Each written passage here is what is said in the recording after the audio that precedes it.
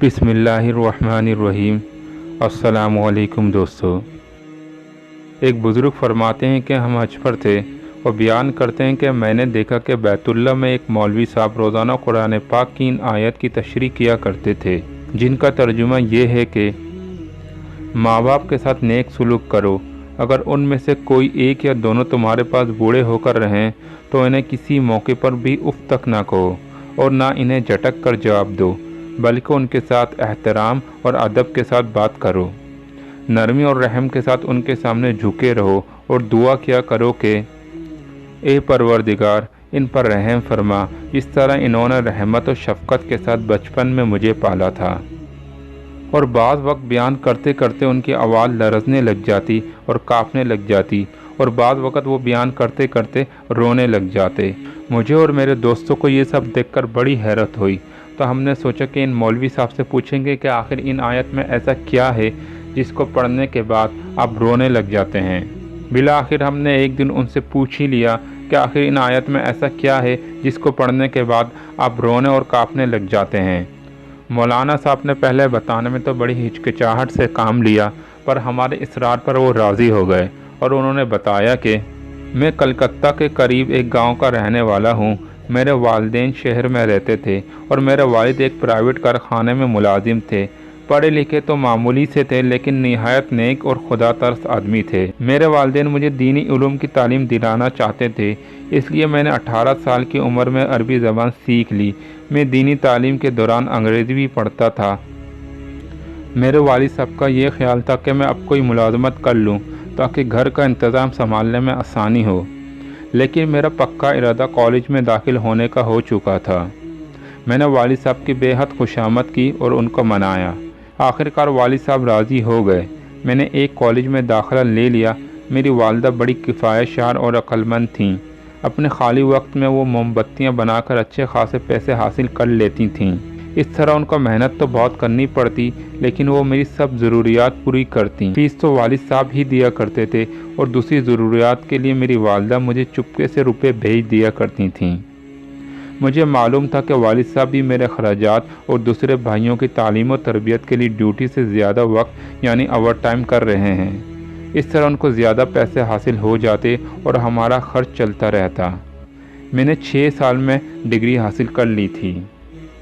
मैंने डिग्री तो बेशक हासिल कर ली थी, मगर इस कॉलेज की तालीम के दौरान और उस ज़माने में कॉलेज के माहौल के रहन सहन ने मेरे इस्लामी शआर और तरीक़े को बिल्कुल ही बदल दिया था। इसलिए ये माहौल ही नया और ऐसा था कि वहाँ का रंग लिए बगैर ना रह सका। मेरा जहन, मेरे ख़यालात जदीद तालीम और तरबियत से बेहद मुतासिर हो चुके थे। अब कैसा दीन और कैसे दीन की बातों पर चलना और कैसी नमाज रोज़ा करना, मेरे हालात और ख़यालात बिल्कुल ही बदल चुके थे। अब वालिदैन ने मेरी शादी की फ़िक्र की। वो ये चाहते थे कि किसी नेक और दीनदार लड़की से मेरी शादी हो जाए जो घर में एक अच्छी बहू की तरह रहे, लेकिन मेरी ख्वाहिश ये थी कि वह आज की नई तहज़ीब और नई तालीम से वाकिफ़ हो ताकि मौजूदा दौर और आला सोसाइटी में खप सके, हर एक के साथ खुल मिल कर बात कर सके, नंगे डांस देख सके और नंगे डांस कर सके, सीना तान कर बाज़ारों में चल सके और हर बेहयाई के काम में तरक्की करके आगे बढ़ सके। लिहाजा मैंने अपनी पसंद का जिक्र अपनी माँ के ज़रिए से अपने वालिद साहब को कर दिया, लेकिन उन्होंने पसंद ना किया और बुरा मनाया। लेकिन मुझे नई रोशनी के सिवा कुछ दिखा ही नहीं देता था। ऐसा भूत सर पर सवार हुआ था कि खुदा का खौफ और कहाँ दीन का शौक़, ना कुरान मजीद से मोहब्बत और ना नबी करीम सल्लल्लाहु अलैहि वसल्लम से उल्फत। हर तरफ से नफ्स और शैतान ने पूरी तरह से घेर लिया था। माँ बाप की बात किसी तरह भी मेरी अक्ल में ना आई और ना ही मैं मानने को लिए तैयार था। बहरहाल मैंने अपने वालिदैन को बार बार इसरार करके राज़ी कर लिया। वो मेरे इसरार से राज़ी हो गए, शायद इस वजह से कि इन्हें अंदेशा था कि अगर वो इनकार कर दें तो शायद मैं अपनी मनमानी करूं। इस खौफ से इन्होंने हाँ कर दी। लिहाजा एक फैशनेबल, जाहिल, बेदीन और बेजोर लड़की से मेरी शादी हो गई। शादी को अभी 2-4 महीने ही हुए थे कि वालिद साहब के कारखाने में एक गैस की टंकी फट जाने से उनकी दोनों आंखें जाती रहीं। इसलिए अब कारखाने जाने से माजूर और बेकार हो गए थे और अब वो घर ही में रहते थे। اور ان کا کارخانے کی طرف سے ایک معمولی رقم معذوری الاؤنس کے طور پر ملنے لگا۔ میری بیوی کو اسلامی تعلیم و تہذیب سے دور کا بھی واسطہ نہ تھا۔ وہ تو صرف آزاد خیال اور تیز مزاج عورت تھی جسے نہ خوف خدا تھا نہ عشق مصطفیٰ صلی اللہ علیہ وسلم۔ وہ کیا جانے کہ اسلام کیا ہے، وہ تو پہلے ہی دین سے جاہل مطلق تھی۔ کچھ اس کی سہیلیوں نے اس کا کان بھر دیے تھے کہ ارے دیکھو، ساس سسر کی خدمت نہ کرنا، بلکہ ساس سسر تو تمہاری خدمت کے لیے ہیں، تم ان سے جو چاہے خدمت لینا۔ میرے دن رات صبح شام عیش و مزے سے گزر رہے تھے، اب سوائے خواہش نفسانی کے نشے کے کچھ بھی یاد نہ تھا۔ لیکن جب میں نے دیکھا کہ میری محبوبہ بیوی میرے بوڑھے ماں باپ کی خدمت سے نفرت اور پرہیز کرتی ہے تو میں اس پر ناراض ہوا۔ لیکن آہستہ آہستہ اس نے مجھ پر جادو کر دیا۔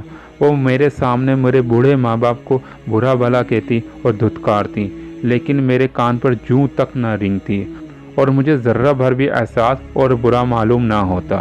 اب وہ میرے والدین پر ہر آئے دن طرح طرح کے الزامات لگانے لگی، لیکن کیا کرتا، میں اب صرف نفس کا بندہ ہو چکا تھا اور روحانی موت مر چکا تھا۔ مجھے اس سے اتنی محبت ہو گئی تھی کہ میں اس کے بغیر نہیں رہ سکتا تھا، حتیٰ کہ زبان تک نہ اس کے سامنے ہلاتا، بس ہر وقت اسی کا کلمہ پڑھتا رہتا، اس کی محبت کے گن گاتے رہتا۔ ایک روز کی بات ہے کہ والد صاحب رات کو کسی ضرورت سے پانی لینے کے لیے اٹھے تو نابینا تو تھے ہی، ایک اسٹول سے ٹکرا گئے اور اس اسٹول پر دودھ کا برتن رکھا ہوا تھا، وہ زمین پر گر گیا اور سارا دودھ زمین پر الٹ گیا۔ بس پھر کیا تھا، بیگم صاحبہ اٹھیں اور ان کو بہت ہی برا بھلا کہنے لگیں، تمہیں شرم نہیں آتی چوری کرتے ہوئے؟ چھوٹے منع کا دودھ رکھا ہوا تھا اور چاہتے ہو چپکے سے خود پی لوں، خبردار آئندہ ایسی حرکت کی، اچھی طرح دودھ پینے کا مزہ چکھا دوں گی۔ غرض میری بیوی نے انہیں بہت ہی برا بھلا کہا، لیکن میں نے بیوی کو نہ روکا بلکہ اسے ایک لفظ تک نہ کہا۔ یہ تو ان سے کیا کہتی اور کیوں کہتی ہے، اسے ٹوکا تک نہیں۔ تھوڑے دنوں کے بعد ایک دن میرے ماموں آئے اور میری والد اور میرے والدہ کو اپنے ساتھ لے گئے۔ بیوی اس وقت کہیں باہر گئی ہوئی تھی۔ جب اسے آنے پر پتہ لگا تو اس نے اطمینان کا سانس لیا کہ شکر ہے سر سے بوجھ اترا۔ اس واقعے کو تقریباً 3 سال گزر گئے تھے اور ایک بچے کی پیدائش کے بعد میری بیوی کا انتقال ہو گیا۔ میرے ایک بہت ہی مخلص دوست تھے، انہوں نے جلد ہی ایک غریب گھرانے میں میری شادی کرا دی اور میری بیوی حافظ قرآن اور نہایت ہی نماز روزے و قرآن مجید کی تلاوت کی پابند تھی۔ جب میں فکر آخرت سے بے فکر ہو کر بستر پر پڑا کھیلوں کے میچ دیکھ کر زندگی کے بہترین وقت ضائع کر رہا ہوتا جس کی مجھ سے بعض پرس قیامت کے دن کی جائے گی، تو وہ قرآن مجید کی تلاوت میں مشغول ہوتی۔ ایک دن کی بات ہے کہ میں چرپائی پر بیٹھا تھا اور بیوی قرآن مجید کی تلاوت کر رہی تھی کہ اچانک وہ اس آیت پر پہنچی کہ جس کی تلاوت و تشریح روزانہ آپ مجھ سے سن رہے ہوتے ہیں۔ تو میری آنکھوں کے سامنے وہ تمام واقعات آ گئے جو پیچھے گزر چکے تھے، تو میری زبان سے یہ بے ساختہ نکل گیا کہ ہائے میرے ماں باپ، اور میں ہوش میں نہ رہا۔ غرض اب اتنے عرصے کے بعد مجھے اپنے ماں باپ کی یاد آئی کہ زمانہ گزر چکا ہے۔ ہائے افسوس، میری آنکھوں سے آنسو آ گئے۔ میری بیوی دوڑی ہوئی آئی اور سمجھی کہ شاید مجھے کوئی تکلیف ہو گئی ہے، لیکن اس کے بار بار دریافت کرنے پر میں نے اس کو سارا واقعہ سنا دیا۔ اب مجھے بڑی بے چینی ہوئی کہ میں اپنے والدین کو کیسے پاؤں۔ میں دوسرے دن ہی اپنے ماموں کے ہاں گیا، لیکن وہاں پہنچ کر میری حیرت کی انتہا نہ رہی جب مجھے یہ معلوم ہوا کہ والدین کئی مہینوں پہلے گھر جانے کے بہانے یہاں سے روانہ ہو چکے تھے۔ بس اتنا سنتے ہی میرے پاؤں تلے سے زمین نکل گئی۔ ہائے بڑھاپے اور نظر نہ ہونے کی حالت میں کہاں گئے ہوں گے۔ میں فوراً ہی اپنے والد کا فوٹو لے کر جو کارخانے میں کھینچا گیا تھا قریبی تھانے میں گیا اور فوٹو دے کر رپورٹ لکھوائی اور کئی اخباروں میں بھی فوٹو کے ساتھ خبر چھپوائی اور ادھر ادھر کئی آدمیوں کو روانہ کیا۔ اب مجھے رات بھر نیند نہیں آتی تھی اور ہر وقت اسی فکر میں رہتا کہ کسی طرح پیارے والدین کو مل جاؤں۔ میں نے اللہ سے خوب گڑ گڑا کر توبہ کی اور دعائیں کی کہ الہی میرے ماں باپ کو واپس لوٹا دے۔ تیسرے روز ایک پولیس والا آیا اور اس نے مجھے بتایا کہ جو شکل آپ نے لکھوائی تھی بالکل اسی سے ملتی جلتی شکل ایک بوڑھا آدمی ایک قبر پر بیٹھا فاتحہ پڑھ رہا تھا۔ میں دوڑتا ہوا قبرستان پہنچا تو معلوم ہوا کہ وہ میرے چچا جان تھے۔ میں ان کے قدموں پر گر پڑا اور اپنے والدین کو دریافت کرنے لگا۔ چچا نے نظر اٹھائی اور دو سامنے والی قبروں کو مخاطب کر کے پکارا اور کہا، بھائی اکرم اور بھابھی زبیدہ، دیکھو تمہارا لاڈلا افسر آ گیا ہے۔ اکرم میرے والد کا، زبیدہ میری والدہ کا نام تھا۔ چچا جان کے منہ سے یہ بات سن کر میں اوندھے منہ قبر پر گر پڑا اور پھوٹ پھوٹ کر زاروں کے طرح رونے لگا۔ بس اتنا کہہ کر مولانا صاحب خاموش ہو گئے تو میں نے مولانا کی طرف دیکھا تو ان کی آنکھوں سے آنسو جاری تھے۔ بزرگوں نے سچ کہا ہے کہ انسان سے بعض ایسی غلطیاں ہو جاتی ہیں جو ساری عمر کے لیے افسوس پیدا کر دیتی ہیں۔ حاصل معلوم ہوا کہ والدین کا مقام بہت اونچا ہے۔ بے شک جو اپنے والدین کی خدمت کر لے گا وہ دنیا اور آخرت میں کامیابی اور فلاح پائے گا۔ اس واقعے سے ہم سب کو عبرت پکڑنی چاہیے اور اپنی طاقت سے بڑھ کر والدین کی خدمت کرنی چاہیے۔